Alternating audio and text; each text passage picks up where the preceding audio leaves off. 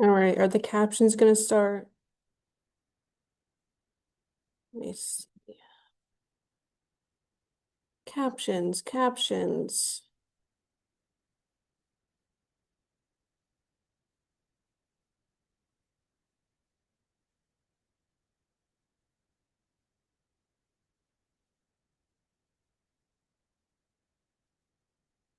Trying to start captions.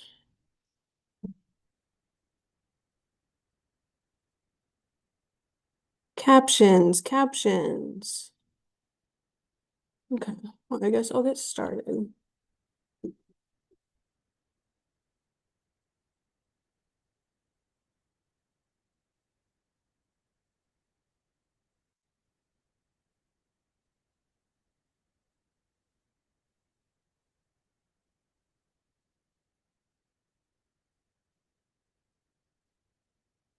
Hello, Big Spring School District hiring team. So my name is Emily Simcoe, and I'm here to apply for your English language arts position in the high school. So the first question you asked me was, why am I interested in this district specifically?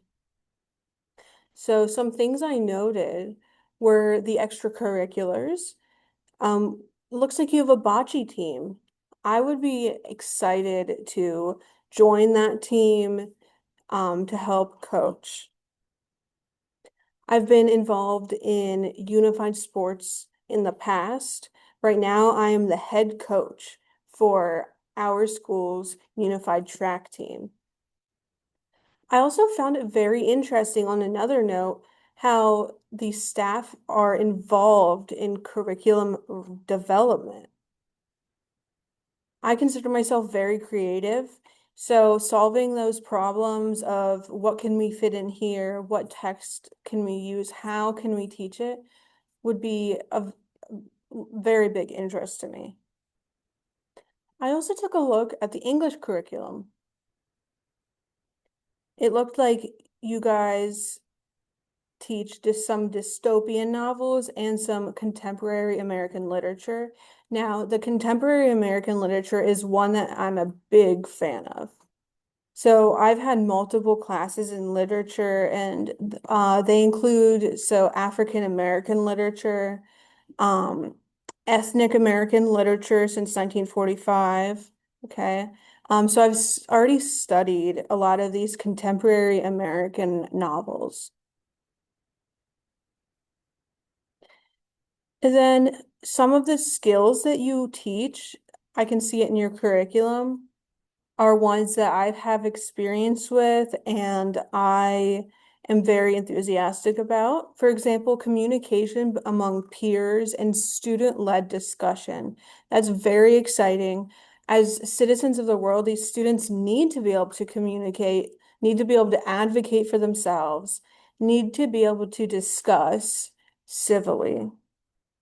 And students being able to lead discussion is the next step. It's the step towards independence, and it shows that these students will be able to be leaders when their time comes. It also looks like you place an importance on critical analysis. That's definitely what I've been teaching here at York Tech, where we talk about the um, where we talk about better sources versus not reliable sources, unreliable sources, so that media literacy is very important. The dissecting of ideas rather than just taking large concepts and arguments as they are. Lastly, I saw that in the later grades, in 11th grade, I believe, that students are tasked to do a research essay. Right now at York Tech, I'm actually teaching students. Um, we're at the end of our research essay unit.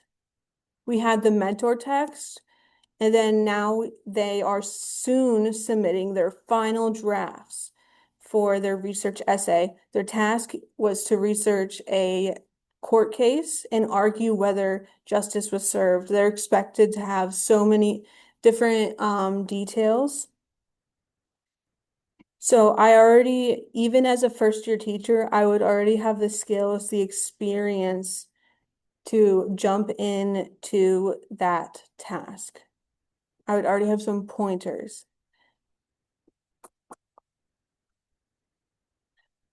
Moving on to our second question you had. You asked, what makes a good teacher? What makes a great teacher? I believe some of the characteristics are flexibility. Here at York Tech, our schedules are always changing. And so I have some experience now. I believe I've been through a lot here. The schedules change every week. There's special days. So I've had some experience with being flexible, changing my lesson plans. The other day, they even told us about 5 minutes before students came in that we were shifting from a regular day to an early dismissal because of weather. So I had to shift my lessons for that day. Another aspect of being an amazing teacher would be fostering community, building relationships. Now, I believe that we have to get to know every student. So I would personally get to know their habits, what their work ethic looks like, their writing ability. This year, I've already taken note of how my students write, and I even had an assignment where students outline important events from their life that have impacted their writing. So it could be things from school, it could be things they did with their families, okay? And students had to know how it affected them. Those different events affected them. Could be in a good way, could be in a bad way. I gave an example to the students. So that is an assignment I would love to carry over to my next job.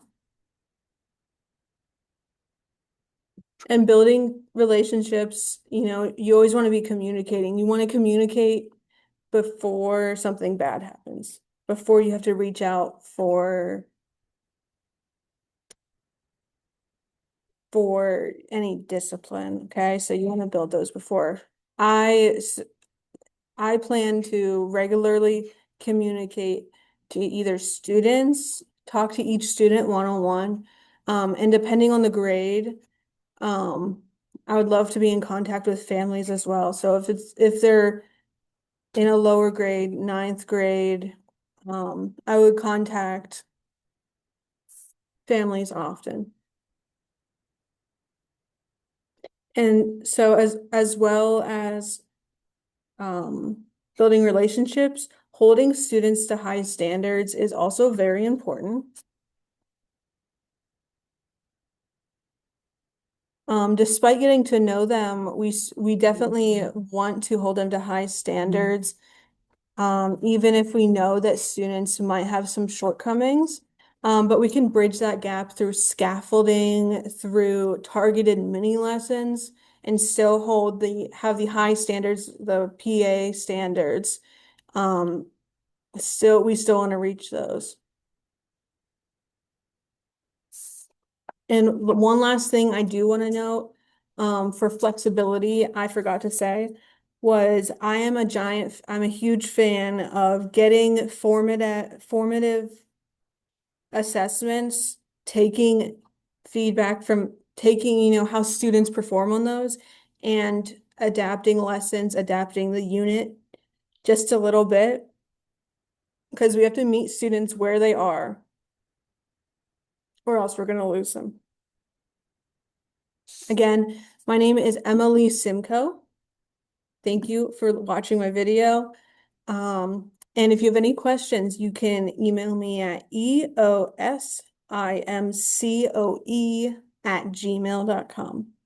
Thank you so much, Big Spring School District.